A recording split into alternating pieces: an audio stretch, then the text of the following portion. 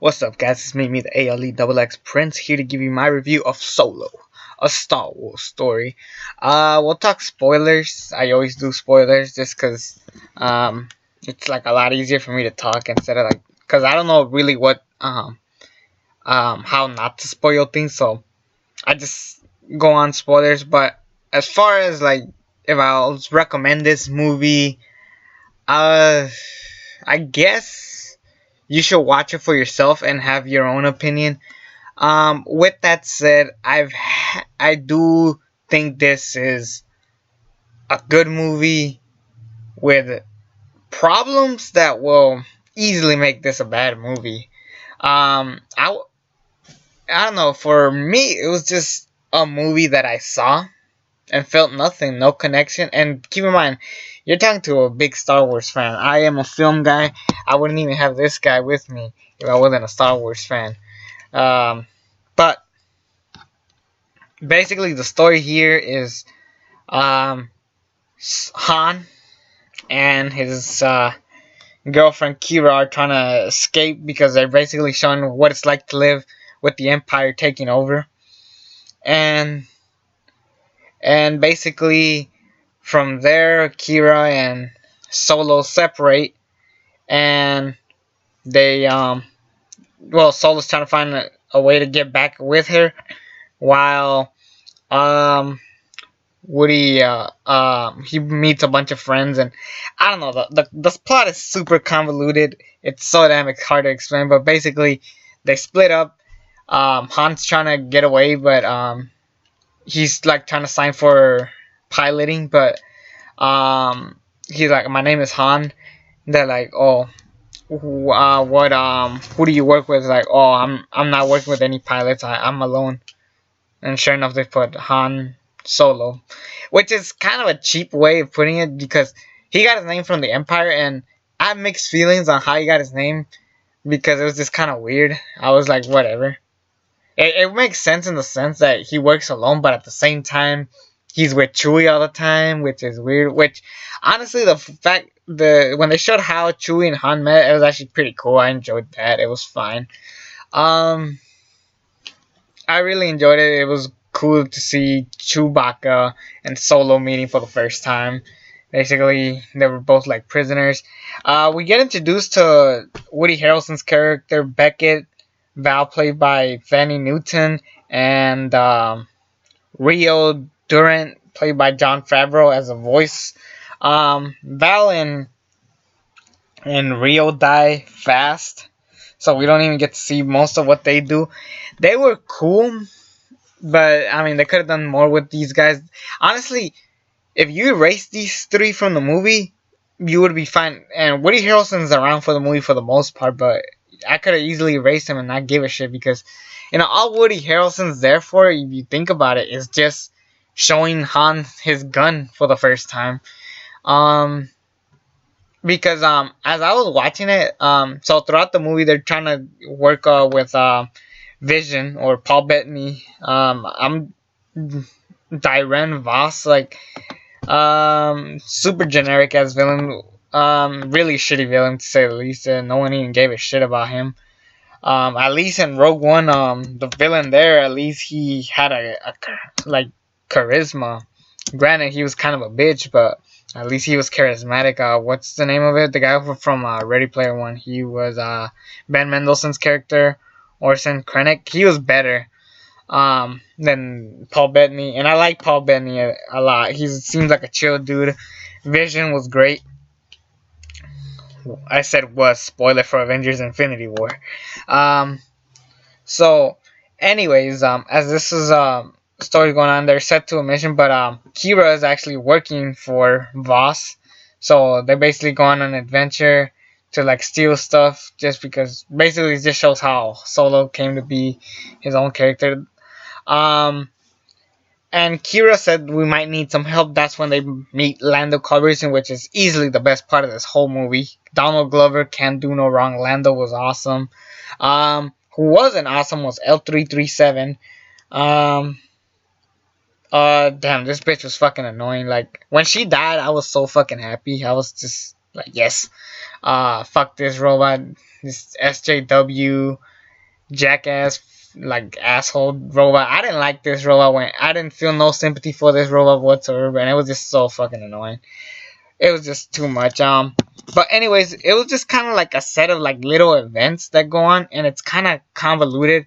If they just kept the story simple of people tired of living in the emperor and the empire, so they do stuff on their own, it makes sense that they were working for the villain, but at the same time they're stabbing him in the back. So I'll give him that benefit of the doubt. That's cool. But then we have like all these other villains who were cool. Like I like Nest. F scenes Nest, played by Erin Kellyman.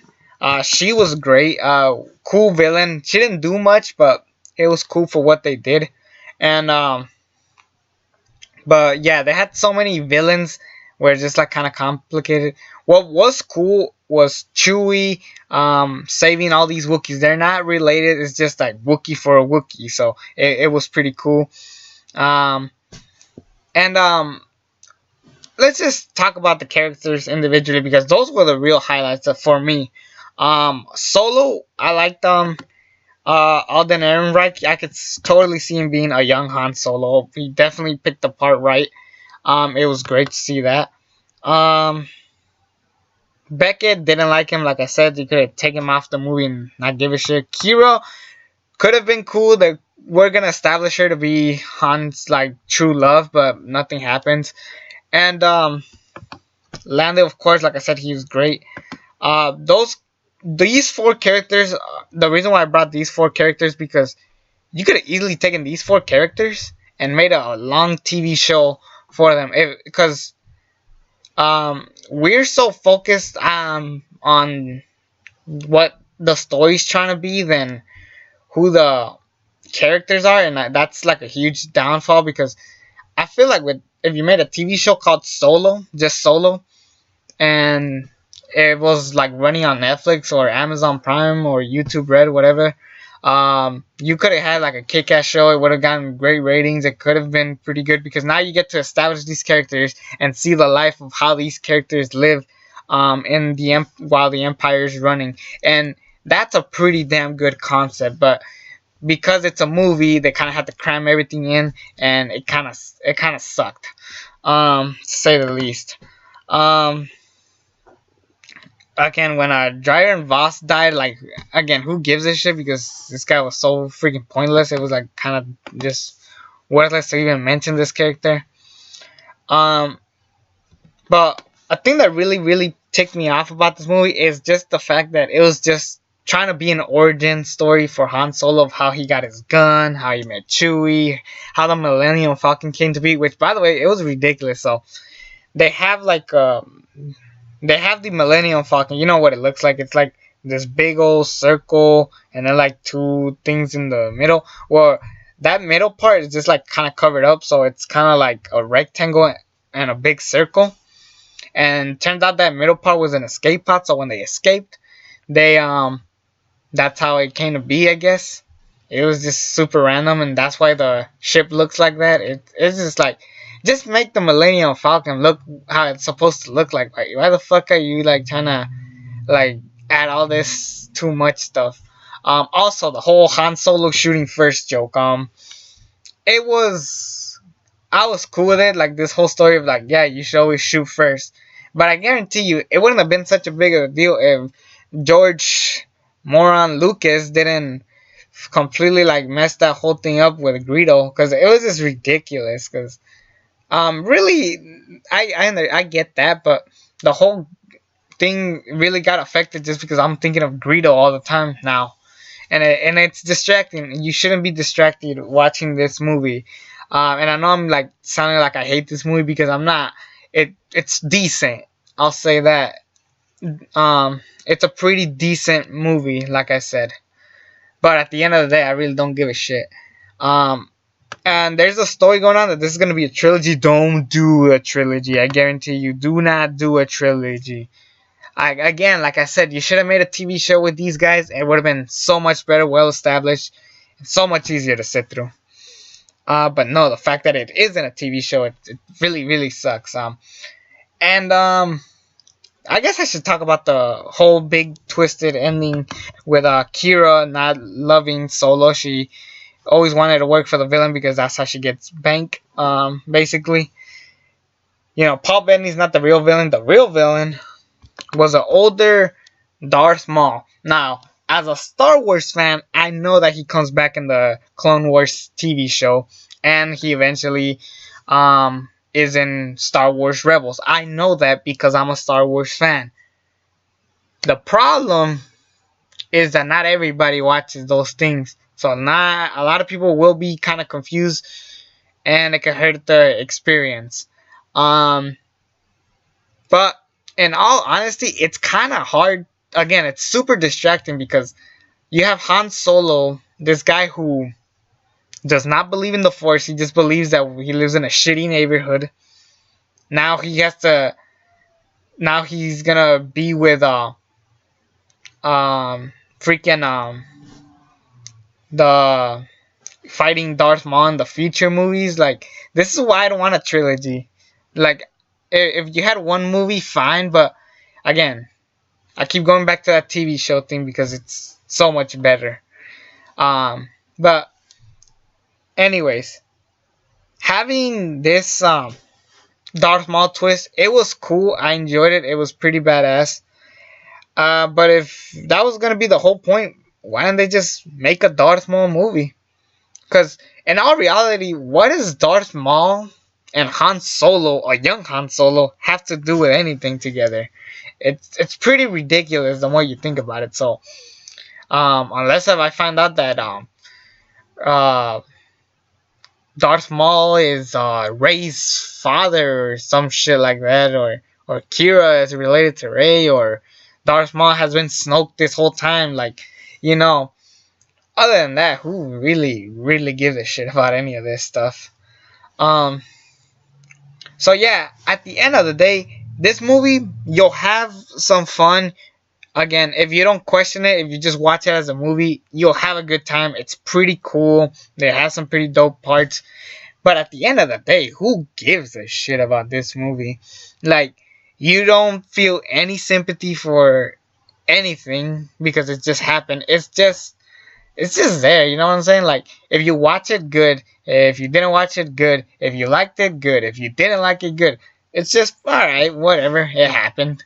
It's like a band-aid. Just rip the band-aid off and it just happened. So, at the end of the day, for me, I wouldn't mind rewatching it, like, if it's on TV or on Blu-ray, but I could have easily skipped this movie and I gave a shit. But yeah, again, I recommend people to go with an open mind if they want to go see it. I feel like that's much better for people. It's a C movie. Because it's a good movie. It's just not great, and it's, when you put all the negatives together, it's really distracting and enjoy it. So, and you could also, I don't know who to blame, whether it's Ron Howard, Chris Miller, or Phil Lord, or worst, Kathleen Kennedy. Because Kathleen Kennedy is so popular for firing people, not giving everybody their own vision. If this movie was so complicated, just not make it. Just do not make the movie. Like, I don't know, what is it with Kathleen Kennedy wanted to make Star Wars a franchise, and we haven't even, and we're almost halfway done through the trilogy, like the new trilogy, Force Awakens, Last Jedi, and whatever Episode 9 is called. So at the end of the day, I think we need a Star Wars break. We do need a Star Wars break just for a little bit. I don't know how Marvel does it, where they have 3 movies a year. But for some reason, we're still invested because they are pacing themselves slowly. They're not rushing everything or just throwing everything because you want to. You should have a reasoning for everything. That's how, I guess, the movie business works, or the franchise business works. Anyways, that's me. It's me, the ALE Prince. Subscribe to this channel if you haven't already. Watch Solo if you're interested, or not, who cares. And until then, I'm out.